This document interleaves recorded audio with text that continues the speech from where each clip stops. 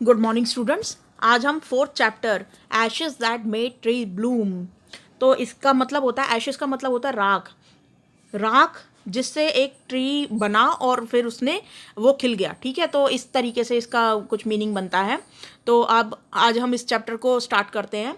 In the good old days of the daimyos. देखो, ये Japanese story है। तो जापानीज में जो सामंती व्यवस्था थी, जो उसमें बड़े बड़े जमींदार होते थे, तो पुराने टाइम में इनको सामंत बोला जाता था, तो उनको डायमोस बोलते हैं। ठीक है, तो पुराने डायमोस वाले दिनों में there lived an old couple whose only pet was a little dog. एक ओल्ड कपल रहा करता था, दादाजी और दादी जी। उनके पास केवल एक छोटा डॉग था। Having no children they loved it as though it were a baby. वो एक मतलब अपने बेबी की तरह उसको रखते थे। उनके पास कोई बच्चा नहीं था सिवाय उस डॉग के। The old dame made it a cushion of blue crepe. ये जो ओल्ड कपल था, इन्होंने दादाजी ने क्या किया कि ब्लू क्रेप यानी कि ब्लू कलर के महीन कपड़े का एक कुशन बना दिया था। And at meal time Muko, for that was its name. Muko उस डॉग का नाम था जो उन्होंने पाला हुआ था। Would sit on it as snug as any cat. और वो ताकि उसके ऊपर, कुशन के ऊपर बैठ पाए, उस गद्दी पे बैठ पाए और अपना खाना खा पाए। और वो किसी कैट की तरह बैठता था उस पर।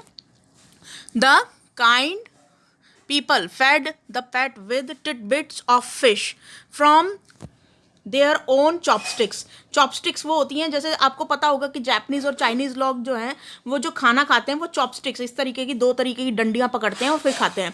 ठीक है, तो वो अपनी चॉपस्टिक्स से टिडबिट्स ऑफ फिश, मतलब छोटी छोटी फिश होती है ना जो पानी में तैरती हैं, उनको अपनी चॉपस्टिक्स से खिलाते थे डॉग को।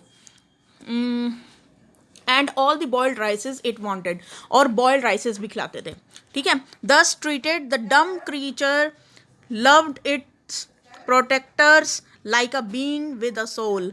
तो वो उसको ऐसे मतलब पालते थे एकदम जैसे अपने बच्चे की तरह, जैसे आत्मा शरीर के साथ रहती है, बिल्कुल वैसे ही उसे पालते थे, अपने साथ रखते थे। ठीक है, the old man being a rice farmer went daily with hoe और spade into the field. वो जो फार्मर थे, मतलब जो दादाजी थे, वो जाया करते थे फार्मिंग करने के लिए खेतों में। तो वहाँ पे वो कुदाल लेकर जाया करते थे। Working hard from morning until ओ टेंटो सामा, यानी कि सुबह से लेकर जब तक सूरज ढल नहीं जाता तब तक वो काम किया करते थे। ये जापानीज वर्ड है, ओ टेंटो सामा। ठीक है, had gone down behind the hills. Every day the dog followed him to work, never once harming the white heron that walked in the footsteps of the old man to pick up the worms. ये जो dog था, ये पीछे पीछे दादाजी के चला करता था। और वाइट हेरोन का मतलब होता है जो वाइट कलर के जो सारस टाइप के पक्षी होते हैं जो खेतों में होते हैं, उनको बिना हार्म पहुंचाए वो वहाँ से छोटे छोटे जैसे केचुए वगैरह होते हैं, इनको पिकअप करता था वॉर्म्स को। For the old fellow was patient and kind to everything. ये जो दादाजी थे ये काइंड थे और बहुत ही धैर्यवान इंसान थे। पेशेंट का मतलब होता है धैर्य। ठीक है, तो धैर्यवान इंसान थे जो कि हर किसी पर दया करना जानते थे, जो भी उनको जीवित प्राणी मिलता था उसके ऊपर। And often turn up a sod on purpose to give food to the birds. और वो बर्ड्स को मतलब अपने फील्ड के अंदर चरने दिया करते थे, वो जो छोटे छोटे वॉर्म्स होते थे उनको। ठीक है, अब हम पैसेज पढ़ेंगे और क्वेश्चंस के आंसर करेंगे। Whom did the old couple love? वो किससे प्यार करते थे? तो यहाँ पर डॉग है तो डॉग से। They made it a cushion of blue crepe. उन्होंने ब्लू क्रेप का कुशन बनाया था। What was the name of the pet? पेट का नाम था म्यूको।